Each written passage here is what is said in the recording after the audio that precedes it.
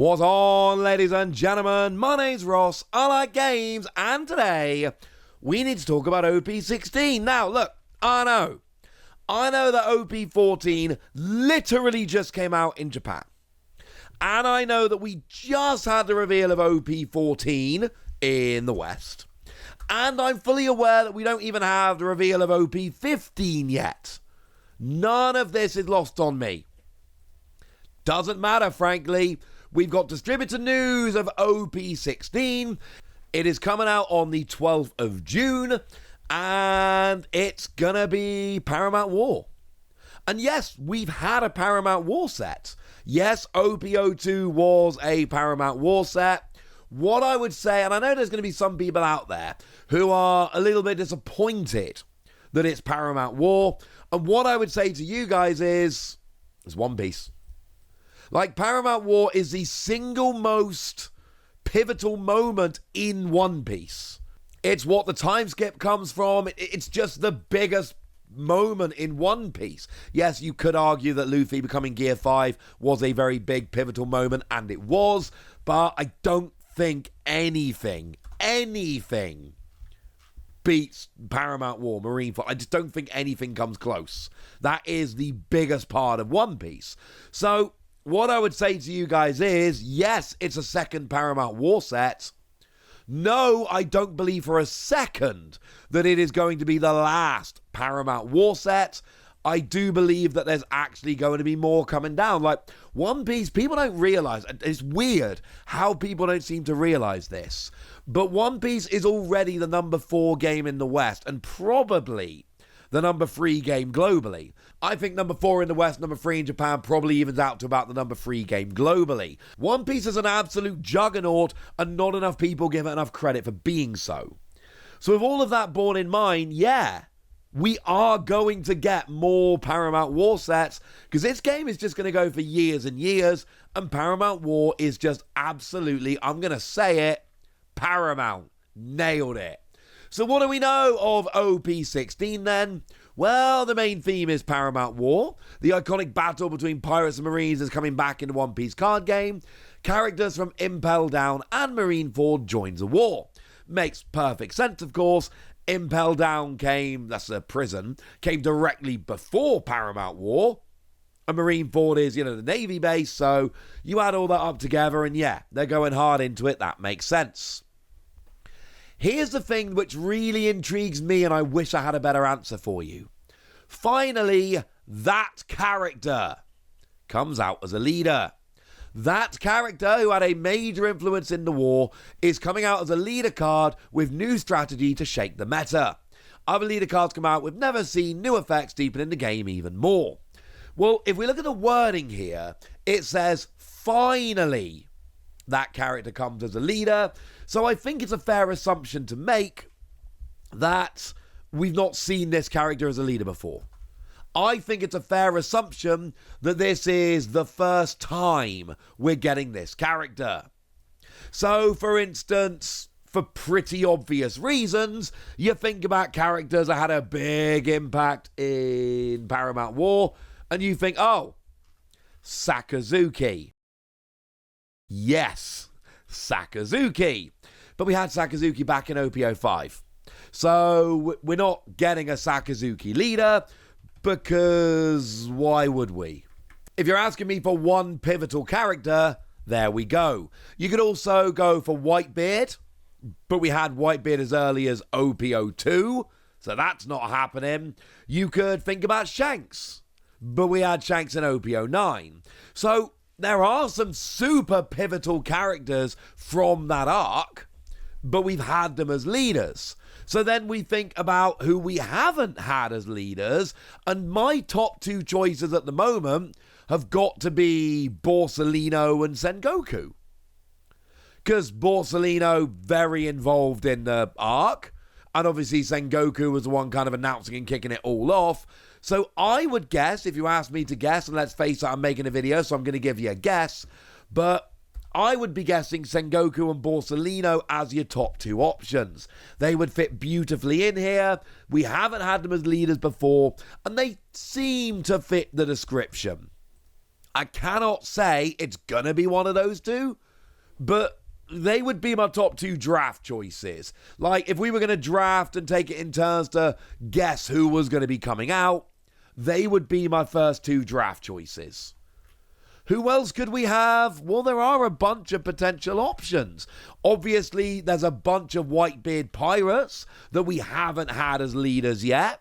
So somebody like Jozu, for instance, absolutely could come as a leader. That would make sense. We still, and I'm annoyed about this, and I've been very vocal about this on this channel, but we still don't have a Bartholomew Kuma leader. We just had a 7 Warlords of the Sea, and they literally gave us the original 7 Warlords, but they swapped out Kuma for Law, who does become a Warlord, but isn't one of the initial Warlords, and honestly, I'm like legitimately annoyed about that. Why not? Why do we still not have a Kuma leader? Well, the reason we don't have a Kuma leader has got to be, because they're saving Kuma. They're saving Kuma for a special event. They don't want to put Kuma in as one of the 7 Warlords. They want to put Kuma as the big leader from one set. And actually, that could be what they're doing here. They could be going, well, you know what? We've got this Paramount War set. There is one new character we're going to push who's never had a leader before. We're going to make that one Bartholomew Kuma. That would make perfect sense. The only other one that springs to mind is Little Oars Jr., because we've not had a Little Oars Jr. leader. We've not had many Little Oars Jr. cards, honestly. We've had 4, I suppose. 4's more than none. But the point is, we've had some Little Oars Jr. cards. We've not had a leader. So it would make sense. And obviously, you know, I'm showing you a bunch of cards here from OP-02, like this Little Oars Jr., because, of course, last time around in OP-02, they had this whole set about the Paramount War. So a lot of the characters that were featured there could be who they're talking about. Remember, in OP-02, we had an Impel Down leader in the form of Emporio Ivankov, which made perfect sense. It was a Paramount War. But you go back to that set, and I've already shown you the Whitebeard leader. That made perfect sense. Now, I'll be honest with you, Kinemon made less sense. Sanji would make sense in any set whatsoever. It's Sanji. Magellan, again, makes perfect sense, because Magellan is the warden of Impel Down. And again, Zephyr made a little bit less sense. In the main sets, One Piece don't tend to go full theming here. Oh, Smoker as well. Smoker, that's my favourite leader from OP-02. That one made perfect sense again. But you'll notice we had Whitebeard. We had Smoker. We had Magellan. We had Emporio Ivankov. They were leaders in EB-02 that made just perfect sense. Garp. I forgot about Garp. We had 8 leaders back then, remember, per set. Garp made perfect sense as a leader in that set. Point I'm making here is we don't know who this mystery leader they're talking about is, but think Navy, think Impel Down, think Whitebeard, think something along those lines. That's probably who they're talking about. And yeah, for me, I think Borsalino and Sengoku are my top choices, but there are plenty of others. And if I have missed somebody really obvious, because it's only been a couple of months since I reread this arc of the manga, if I have missed somebody obvious, do let me know in the comment section. But I reread this recently. I've been flicking around One Piece Wiki this morning, having a look. I can't think of anyone super obvious here in terms of new leaders. Now, a lot of what else we're told about the set is exactly what we would expect. Combine other products to make your deck even stronger. Many cards are included to strengthen a variety of decks. Yeah, this all makes it's the same as you always see.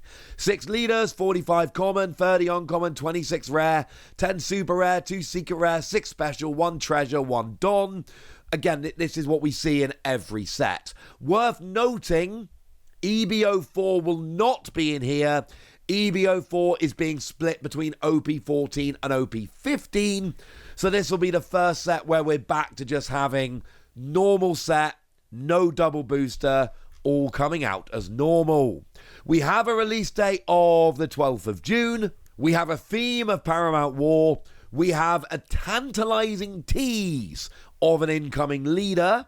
And frankly, if you're a fan of One Piece, you should be looking at this and going, I cannot wait for another Paramount War set. It's been 14 main sets, plus EB and PRB and Started X and everything else.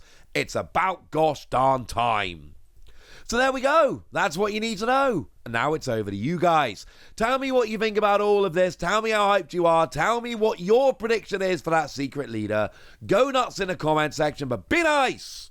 And then make sure you like this video, subscribe to this channel, follow me on Twitter at TheWasi. That's where we talk about, well, One Piece and a bunch of other card games. And please do consider checking out patreon.com/PTCG Radio, where you can support the channel, get some bonus podcasts, join a Discord, and all kinds of fun things.